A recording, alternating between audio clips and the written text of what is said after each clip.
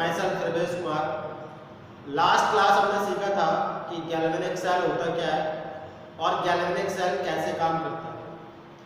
आज हम सीखेंगे कि किसी भी गैल्वेनिक सेल का रिप्रेजेंटेशन हम किस तरीके से करते हैं। तो टॉपिक है रिप्रेजेंटेशन ऑफ गैल्वेनिक सेल। तो सबसे पहले लिखते हैं हम एनोड रिएक्शन, उसका लिखते हैं कैथोड रिएक्शन। तो एनोड पर होता ऑक्सीडेशन, मींस जैसे सपोज करो हमने जिंक का एनोड लिया तो जिंक Zn2+ में कन्वर्ट होगा।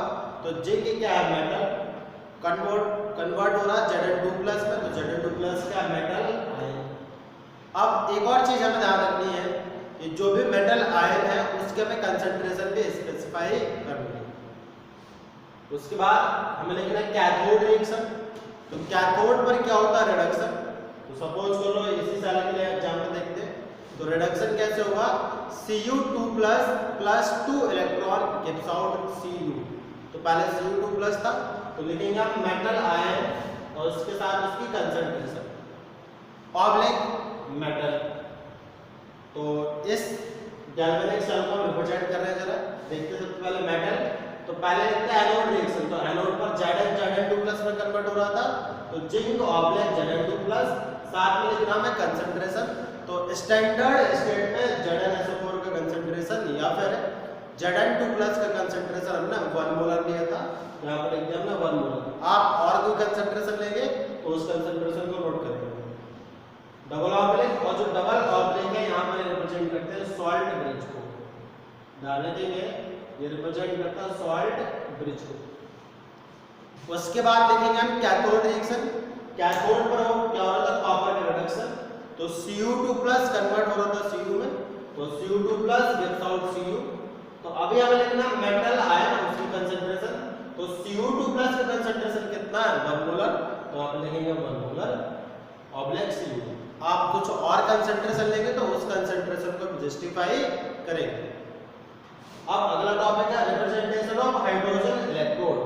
तो जो हमने हाइड्रोजन इलेक्ट्रोड यूज किया था उसका रिप्रेजेंटेशन कैसे करते हैं। तो सबसे पहले लिखते हैं बेटा PbH2। तो ये वो केस है जब ऑक्सीडेशन हो रहा, तो मैंने सपोज कर लिया एनोड रिएक्शन हो रहा और कैथोड रिएक्शन होगा तो हम रिवर्स कर देंगे, ये जस्ट उल्टा कर देंगे। तो अभी मैंने एनोड सपोज करके लिखा हुआ, तो Pt क्या जस्टिफाई कर रहा कि यहाँ पर जो इलेक्ट्रोड की तरह काम कर रहा है या फिर इलेक्ट्रॉन के इनफ्लो और आउटफ्लो के लिए जो इलेक्ट्रोड की तरह काम कर रहा है वो क्या है, प्लैटिनम का प्लेट है। उसके बाद देखेंगे कॉमा H2, और H2 गैस को हमने कितने प्रेशर पर लिया हुआ है, 1 बार पर लिया तो 1 बार, 2 बार पर 2 बार, जितना प्रेशर लेंगे उतना प्रेशर हम क्या कर देंगे, लोड कर देंगे। ऑब्लिक H+ और H+ का कंसंट्रेशन क्या है। तो इस तरीके से हम हाइड्रोजन इलेक्ट्रोड को रिप्रेजेंट कर सकते हैं। तो इसको आप नोट कर लीजिए।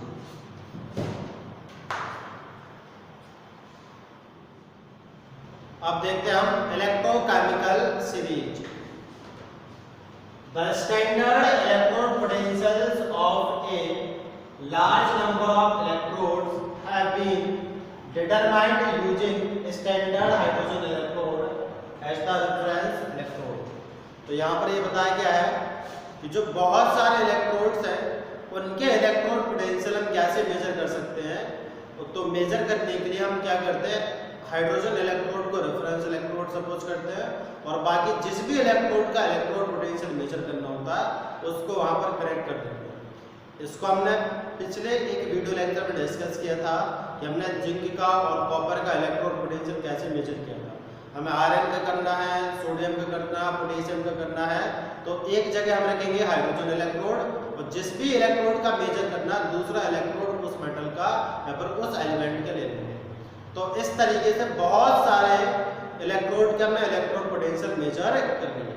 अब कुछ के क्या है, ऑक्सीडेशन पोटेंशियल है, कुछ के क्या है, रिडक्शन पोटेंशियल है। तो ऑक्सीडेशन पोटेंशियल को हम रिडक्शन पोटेंशियल में कन्वर्ट कैसे कर सकते हैं, जो भी ऑक्सीडेशन पोटेंशियल है उसका साइन चेंज कर देंगे तो वो किस पे कन्वर्ट हो जाएगा, रिडक्शन पोटेंशियल में कन्वर्ट हो जाएगा। तो बाय कन्वेंशन यदि कहीं पर जस्टिफाई नहीं है और सिंपली गिवन है इलेक्ट्रोड पोटेंशियल, तो इसका मतलब कौन सा पोटेंशियल होगा, रिडक्शन पोटेंशियल होगा। तो इस तरीके से हम सारे इलेक्ट्रोड पोटेंशियल को रिडक्शन पोटेंशियल में कन्वर्ट कर लेंगे। कैसे, कुछ के तो ऑक्सीडेशन रिडक्शन पोटेंशियल आएंगे, बट कुछ केसेस में क्या आएंगे, ऑक्सीडेशन पोटेंशियल आएंगे। तो जिनके ऑक्सीडेशन पोटेंशियल आएंगे उनके हम साइन चेंज करके उसको कन्वर्ट कर लेंगे रिडक्शन पोटेंशियल में। तो इस तरीके से हमें सारे इलेक्ट्रोड्स के रिडक्शन पोटेंशियल वैल्यू पता चल जाएंगे। अब हम क्या करेंगे, उन रिडक्शन पोटेंशियल की वैल्यू को एक ऑर्डर में अरेंज कर देंगे। तो जब ऑर्डर में अरेंज करेंगे तो जो सीरीज बनता है उसी सीरीज को बोलते हैं इलेक्ट्रोकेमिकल सीरीज। देखते हैं, व्हेन वेरियस इलेक्ट्रोड पोटेंशियल्स, यहाँ पर रिडक्शन पोटेंशियल की बात करें by convention, reduction potentials have been arranged in increasing order, the series obtained is called electrochemical series.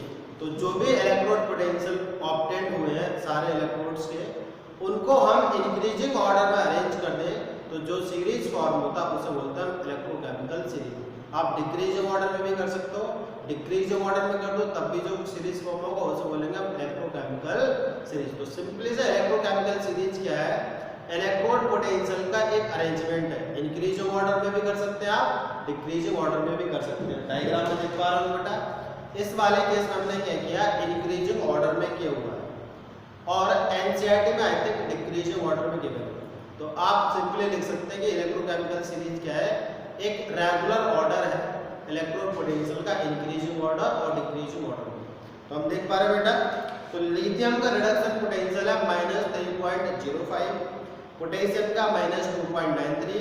तो इलेक्ट्रोड पोटेंशियल इंक्रीज हो रहा है, पहले था -3.05 अब हुआ -2.93। ऐसे जाते हैं तो सबसे लास्ट में फ्लोरीन, फ्लोरीन का इलेक्ट्रोड पोटेंशियल है 2.87। तो यहाँ पर हमने क्या किया, इलेक्ट्रोड पोटेंशियल को एक ऑर्डर में अरेंज किया है। ऑर्डर में अरेंज करने पे जो सीरीज बनता है उसे बोलते हैं इलेक्ट्रोकेमिकल सीरीज। उसको आप नोट कीजिए।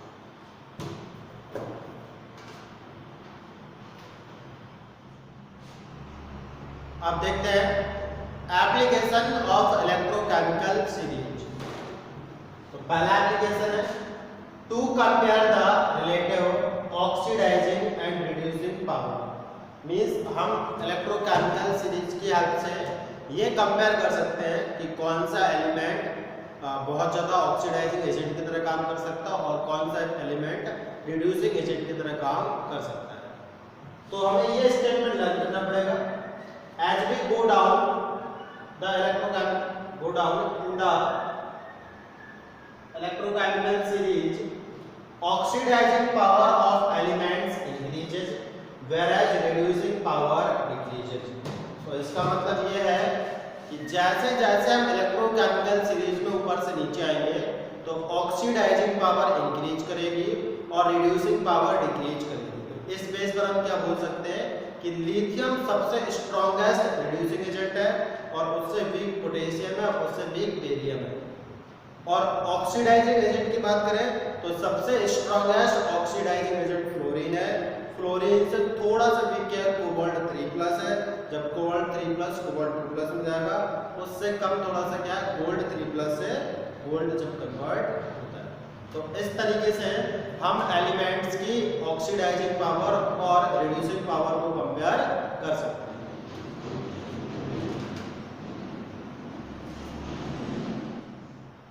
अब देखते हैं second application, to compare the relative reactivity of metals. Means हमें कंपेयर करना है जो भी मेटल्स है उनकी रिएक्टिविटी क्या है या फिर एक्टिविटी क्या है। As we go down in electrochemical series, reactivity of metals decreases। इसका मतलब यह है कि जैसे जैसे हम इलेक्ट्रोकेमिकल सीरीज में ऊपर से नीचे आएंगे तो मेटल्स की रिएक्टिविटी क्या करती जाएगी, क्रीज करती जाएगी। फॉर एग्जाम्पल जैसे कि हम इलेक्ट्रोकेमिकल सीरीज में देख पा रहे हैं बेटा, तो इस बेस पे सबसे ज्यादा रिएक्टिव मेटल होगा लिथियम, लिथियम के बाद पोटेशियम, पोटेशियम के बाद बैरियम, बैरियम के बाद कैल्शियम। इस तरीके से इनकी रिएक्टिविटी क्या करती जाएगी, डिक्रीज करती जाएगी। ठीक, तो आज के लिए बस इतना ही। अगली क्लास में डिस्कस करेंगे इलेक्ट्रोकेमिकल सीरीज के बाकी एप्लीकेशंस।